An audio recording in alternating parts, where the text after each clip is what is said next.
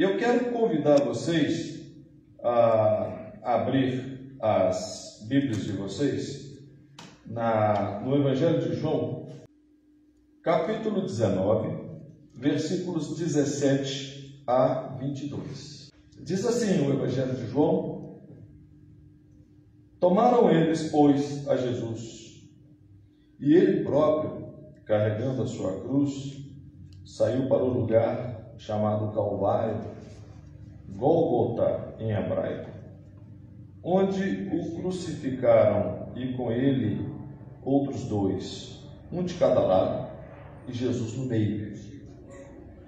Pilatos escreveu também um título e o colocou no cimo da cruz. O que estava escrito era: Jesus Nazareno, o Rei dos Judeus. Muitos dos judeus leram este título porque o lugar em que Jesus fora crucificado era perto da cidade e estava escrito em hebraico, latim e grego. Os principais sacerdotes diziam a Pilatos: não escrevas Rei dos Judeus, e sim que ele disse: sou o Rei dos Judeus. Respondeu Pilatos: o que eu escrevi? Escrevi. É assim.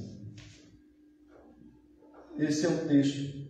É interessante como que o relato de João sobre o sacrifício de Jesus carregando a cruz, sendo escorraçado, sendo vilipendiado, aqueles episódios todos da Via Crucis, João faz isso em 2 versículos. É diferente dos evangelhos sinóticos, Mateus, Marcos e Lucas, em que há uma riqueza de detalhes. Mas vamos aqui ao texto. Jesus levou a cruz até o Gólgota, e o Gólgota era um local ali perto de Jerusalém, não era muito longe. Levou a sua cruz, sofreu todo aquele tipo de provocação que ele sofreu, obviamente sendo açoitado, carregando aquela coroa de espinhos, sofrendo aquelas dores que todos nós sabemos, imaginamos, e os filmes aí do Mel Gibson e outros nos ajudam também a ver um pouco do que foi aquilo, muito menos do que Jesus sofreu, porque Jesus sofreu um castigo sobre-humano. Ninguém sofreu tanto quanto Jesus, porque, obviamente, nesse sofrimento estavam todos os nossos pecados.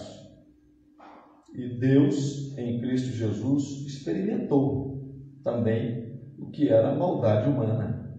Experimentou alegrias, confraternização, mas também experimentou essa maldade expressa ali pelos sacerdotes e pelos poderosos de Roma e executada pelos soldados romanos, ajudados, obviamente, por diversos judeus.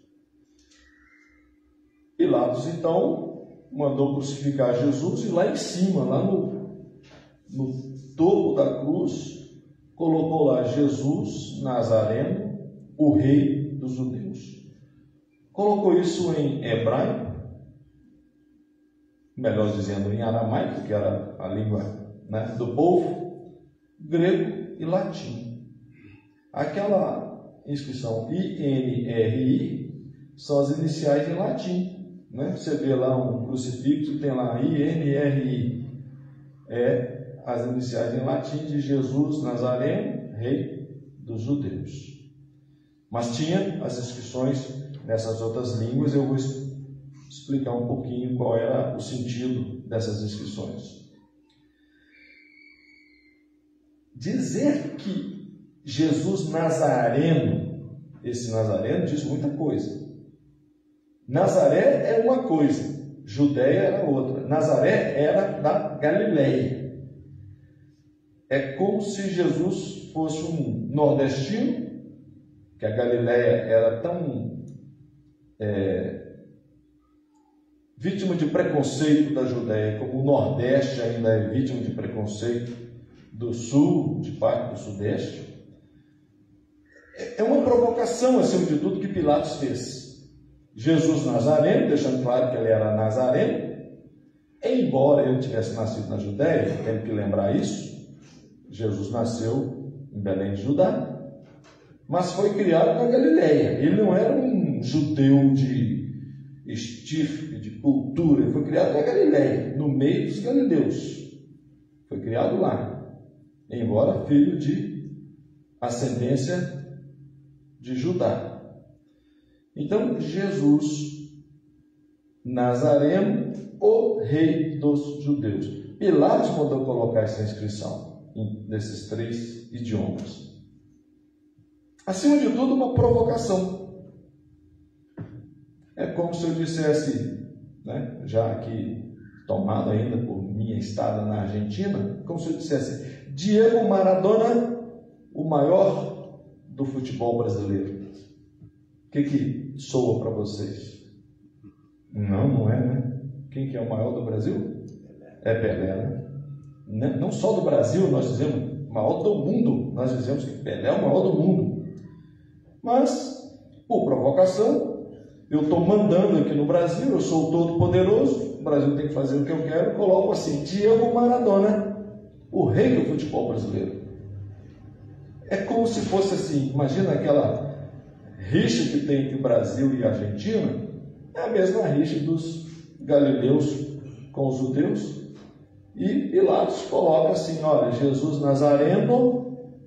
Quem é Nazareno não é judeu, gente. É Nazareno, é Nazareno. É Galileu. Quem é Galileu é Galileu. Quem é judeu é judeu. Jesus era um Galileu. Só tinha nascido na Judéia. Mas era Galileu. Galileu de cultura. Ele, por acaso, nasceu na Judéia. Foi lá só para nascer. Para cumprir o que dizia a profecia. E voltou para sua terra, para Galileia. Que era a margem, né? A Galileia, Samaria, as outras cidades ali que não eram da Judéia eram a margem, era gente de segunda classe. Jesus era um camarada de segunda classe no olhar dos judeus. E Pilatos então manda colocar lá: Jesus Nazareno, rei dos judeus. Uma provocação. Pilatos era um provocador. Todos nós sabemos, Pilatos era um provocador. Ele era muito poderoso, ele era governador ali, ele era o representante do imperador, do César, e ele era, acima de tudo, um provocador. Tem gente que tenta defender Pilatos, né? Não é bem assim, que Pilatos não queria crucificar Jesus. Claro que queria, é claro que ele queria. Esse negócio dele lavar as mãos, aquilo ali é jogo de cena. Lavou as mãos, coisa nenhuma. Se ele quisesse, Jesus não teria sido morto. Falou: ó, mas ele lavou as mãos, é o seguinte: vocês querem matá-lo? Então matem vocês, né? Mas quem executou o plano covarde dos judeus foram os soldados romanos, foram eles. Não pode tirar o corpo de Pilatos dessa história. Lavou as mãos de mentirinha, né? Então chegam aqueles que entregaram Jesus para Pilatos, aqueles, os sacerdotes, chegam a Pilatos: esse negócio ali não está certo, não. Ele não é rei dos judeus, ele dizia que ele era. Aí o Pilatos, para poder mostrar que ele era poderoso, não, porque o Espírito está escrito, não vou mudar, não.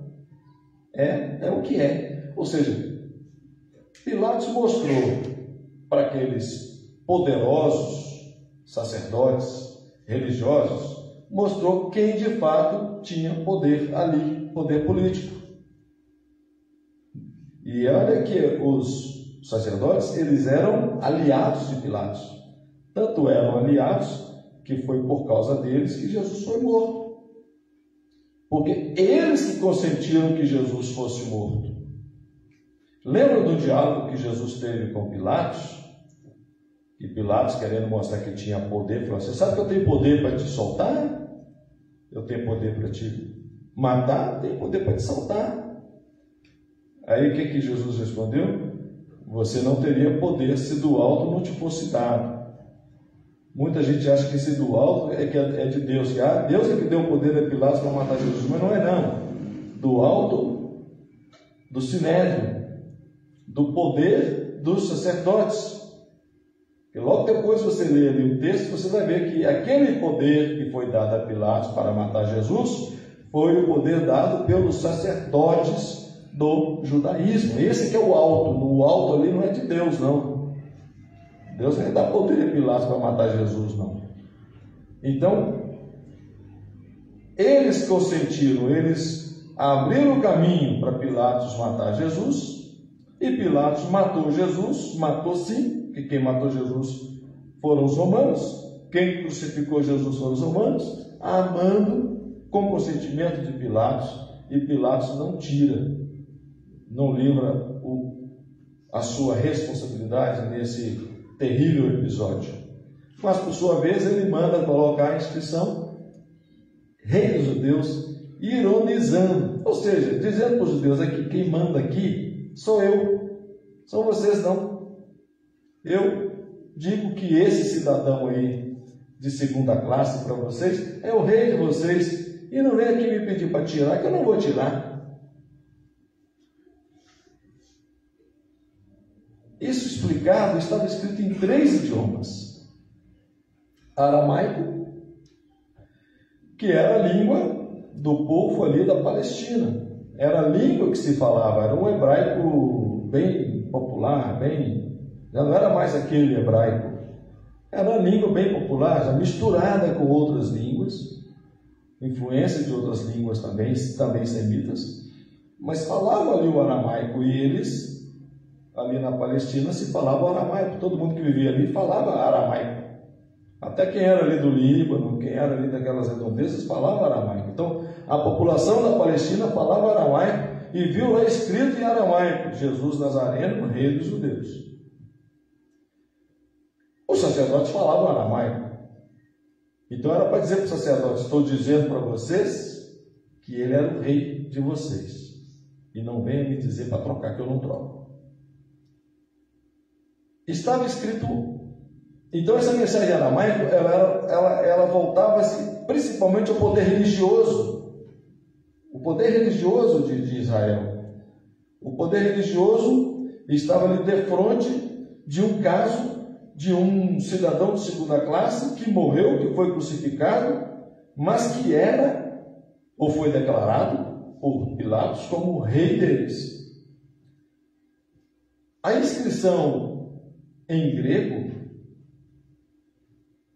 é como se fosse uma mensagem ao mundo da cultura, ao mundo da filosofia, porque se falava grego, um grego popular, naquela época fora ali da Palestina, mas se falava grego em muitas e muitas partes ainda, porque lembrando que antes do Império Romano, o império que tinha prevalecido era o grego.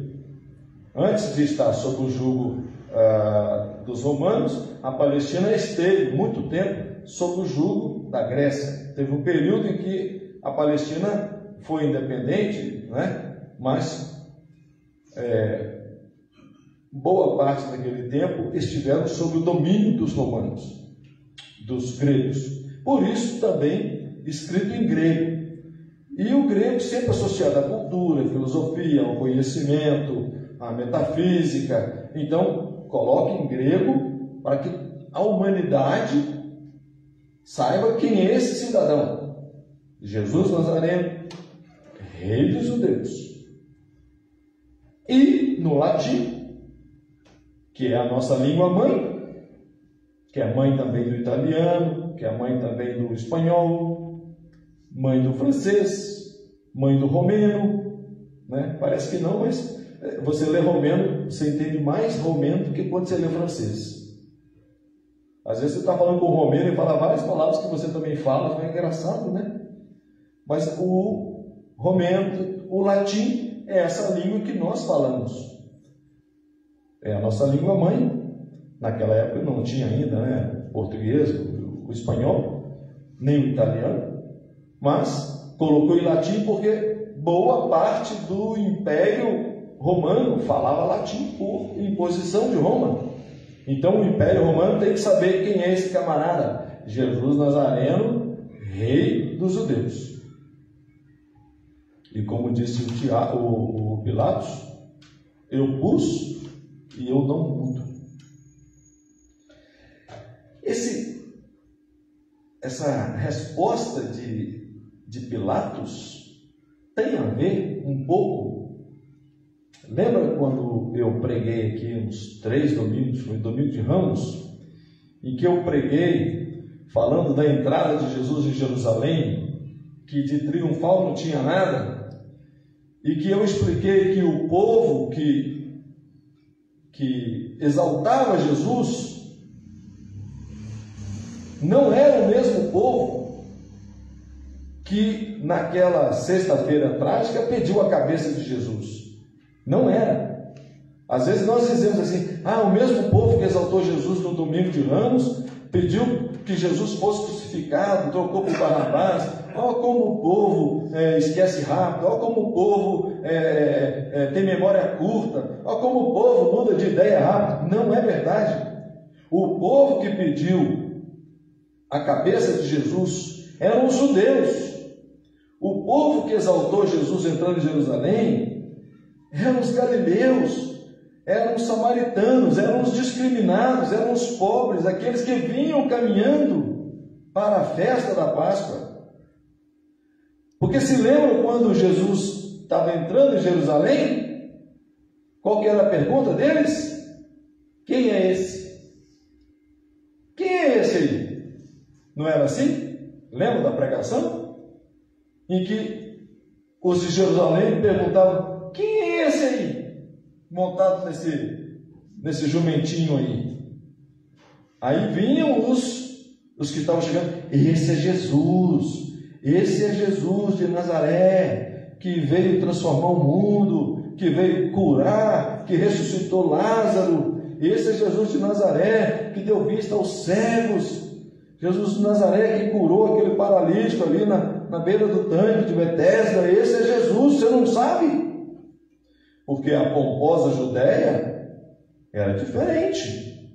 Era como se fosse, sei lá, uma cidade hoje no mundo aí que está lá, que está pouco se importando com o resto do mundo, talvez Dubai, sei lá.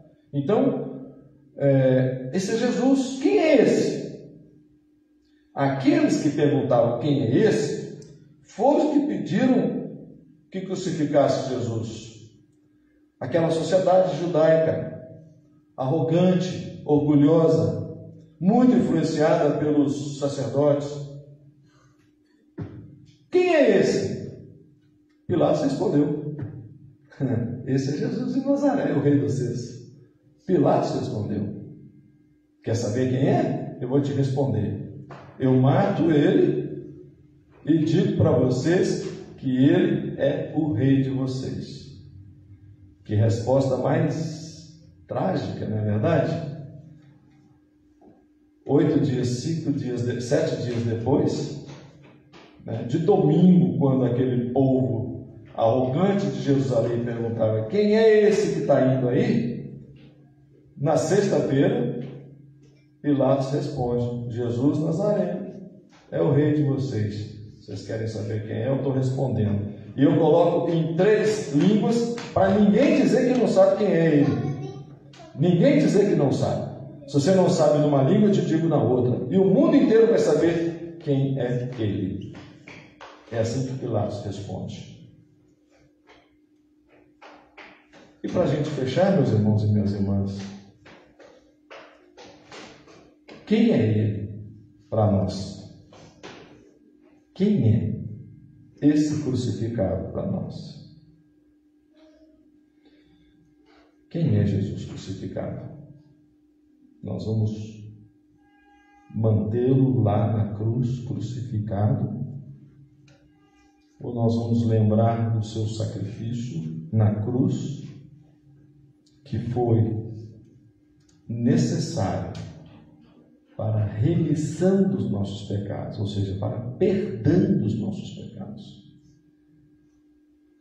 Sem derramamento de sangue não há remissão de pecados, já diz lá o Antigo Testamento. Sem derramamento de sangue não há remissão de pecados, ou seja, não há perdão de pecados. Jesus derramou a sua última gota de sangue. Jesus sofreu todo tipo de violência que um ser humano podia sofrer. E inimaginável a violência que Jesus sofreu, principalmente a violência psicológica, o terrorismo psicológico, o sofrimento psicológico, que fez-o suar sangue.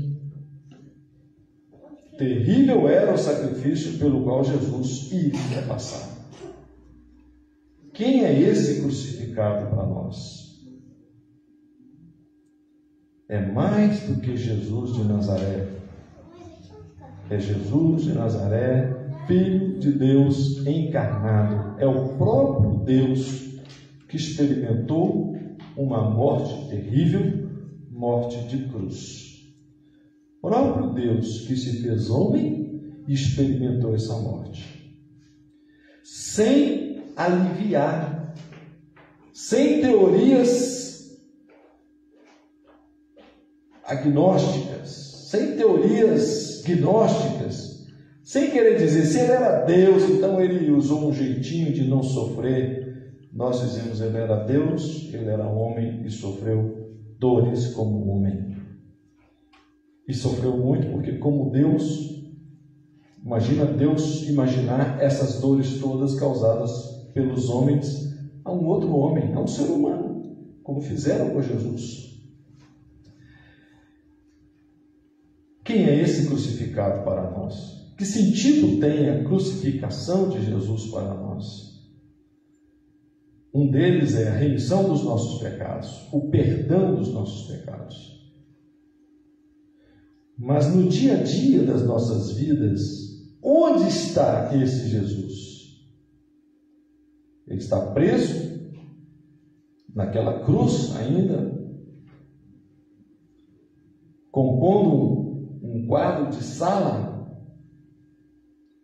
Ou ele está ressuscitado e nos guiando e nos dizendo o que ele espera de nós efetivamente? Quem é ele? Que ao contrário dos sacerdotes judeus que disseram, não, esse não é nosso rei, não. Ele que dizia que era rei, mas não é, não. Que ao contrário deles nós possamos dizer, ele é o nosso rei. Jesus é o nosso rei. Jesus é o nosso Senhor. Jesus é a razão de ser da nossa vida. Jesus é aquele que nos perdoou todos os pecados. Como disse Paulo lá aos Gálatas, ele firmou naquele madeiro, ele pagou naquele madeiro a promissória que tinha a nossa dívida. Não tem mais, não tem mais. Não existe mais dívida, não existe. Por isso que eu falei no último culto, tem gente aqui esperando juízo final. Que juízo final que você está esperando? Já passamos do juízo final? Acabou o juízo final para nós. Alcançados pela graça de Deus, o juízo final não é para nós. O juízo final é para quem não quer, é para quem não teve acerto de contas com Deus. Nós tivemos, já pagou. Por que vai morrer e pagar de novo? Já está pago. O que nós temos que fazer daqui para frente é viver em novidade de vida. É vida transformada. Vida que seja vida de exemplo. Vida que seja vida que acolhe o diferente, o necessitado, o desamparado. Vida que seja vida que transmite outras vidas e que leva a vida. Esse ressuscitado já não está mais preso naquela cruz. Ele é ressuscitado e nos chamou para sermos vida nova. Lembrando também a pregação de domingo passado. Ter a mente de Cristo. Ter essa mentalidade de ressuscitado. Como eu falei no culto da noite. Esse é o Jesus que veio transformar a nossa vida. Ele não está preso naquela cruz. Mas ele passou por aquela cruz. Aquela cruz é muito importante. Aquela cruz é fundamental para tudo isso. Sem a cruz, não teria ressurreição. Sem a cruz, não teria vida nova. Sem a cruz, ainda teria juízo final. Agora não mais. Agora não mais. Não precisa você ter medo de juízo final. O seu juízo é agora. Entre em acordo com Deus. coloque tudo com ele em pratos limpos, acerta tudo com ele. Não tem juízo final para quem já ressuscitou em Cristo. Não há juízo final para quem ressuscitou em Cristo. Colossenses 3. Já ressuscitamos com Cristo. Mas a partir daquela cruz, que Pilatos fez questão de dizer para o mundo inteiro, que aquilo é simbólico, 3 idiomas, para o mundo inteiro, esse é Jesus. Pilatos achou que estava tirando onda com os judeus, com os sacerdotes, mas Pilatos mal sabia que Deus estava usando ele. Deus usa desse tipo de gente, né? Pilatos não sabia que Deus estava usando ele para comunicar. Pilatos talvez tenha sido o primeiro evangelista. Uma frase, comunicou para o mundo inteiro quem era aquele homem. Só depois vieram os evangelhos. Mas ele achou que ele tinha muito poder, mas quem tem mais poder do que ele, fez que ele fizesse o que ele fez. E Jesus se tornou conhecido no mundo inteiro, graças àquela frase de Pilatos. Só depois os evangelhos foram escritos. Por isso, meu irmão e minha irmã, não deixa outro reinar com você, não. Esse rei, Jesus, nesse sentido, ele é imperador, ele não aceita dividir. Ou é ele, ou não é. Não deixa outro dividir com você esse reinado, não. Não deixa outro tomar esse espaço. Dê esse lugar que é dele. Chame-o. Quando eu digo dê, chame-o, é maneira de falar. Convida Jesus para um acordo, para um assento, para uma conversa boa. Fala assim: Jesus, toma esse lugar aqui que é teu, na minha vida, enquanto eu viver, porque eu quero ser isso, eu quero ser quem dá honra ao Senhor. O Senhor é o meu rei, o Senhor é o meu Deus, o Senhor é o meu Senhor, meu amigo, meu companheiro, meu sustentador, meu amparador, aquele que vai me fazer caminhar até o último dia, vencendo essas lutas do dia a dia, vencendo as enfermidades que o Ifeu está aí com a netinha, vencendo as enfermidades do próprio corpo físico, mas eu sigo caminhando porque o Senhor é comigo. Que Ele tenha esse espaço na sua vida, meu irmão, minha irmã.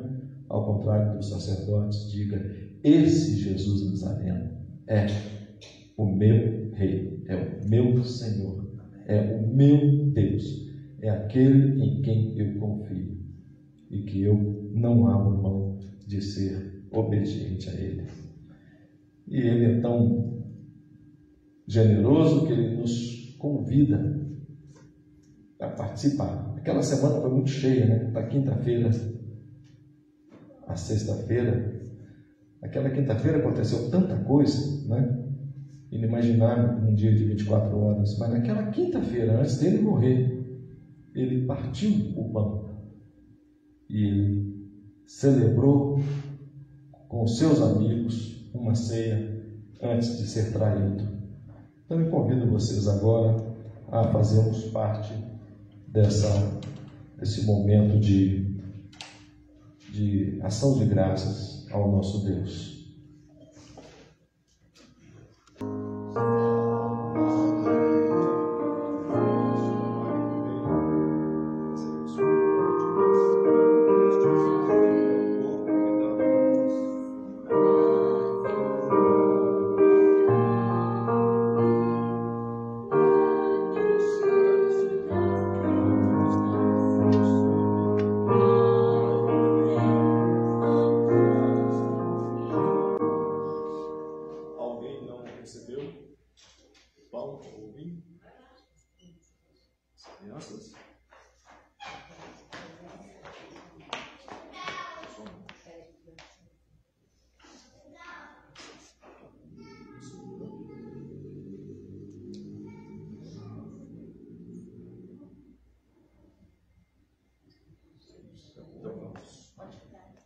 Meu irmão e minha irmã, é nessa cruz que nós nos gloriamos, salvos além do reino. Esse lindo hino que toca o nosso coração, que nos enche de alegria e de esperança. Comamos e bebamos.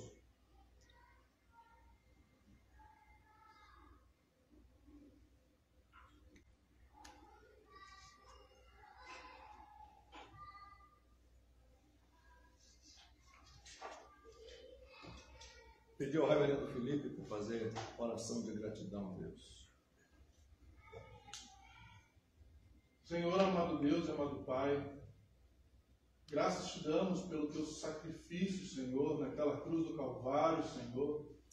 Sacrifício que nos salva, que nos perdoa, que nos acolhe, que não nos diminui pela nossa própria pequenez, mas antes nos ama como o Senhor nos enxerga, como filhos amados e amadas do Senhor. Amém.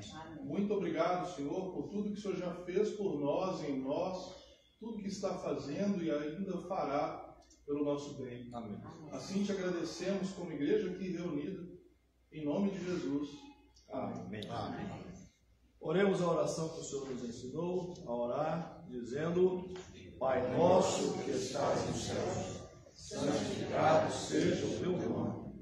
Venha o teu reino, seja feita a tua vontade, assim na terra como nos céus. O pão nosso de cada dia nos dá hoje, e perdoa as nossas dívidas, assim como nós perdoamos aos nossos devedores. E não nos deixes cair em tentação, mas livra-nos do mal, pois teu é o reino, o poder e a glória para sempre. Amém. Meu irmão e minha irmã, que a graça de nosso Senhor Jesus Cristo, que o amor de Deus, nosso Pai, e a doce comunhão, consolo, orientação do seu Santo Espírito sejam conosco hoje e até o dia do nosso Senhor Jesus Cristo. Amém. Amém.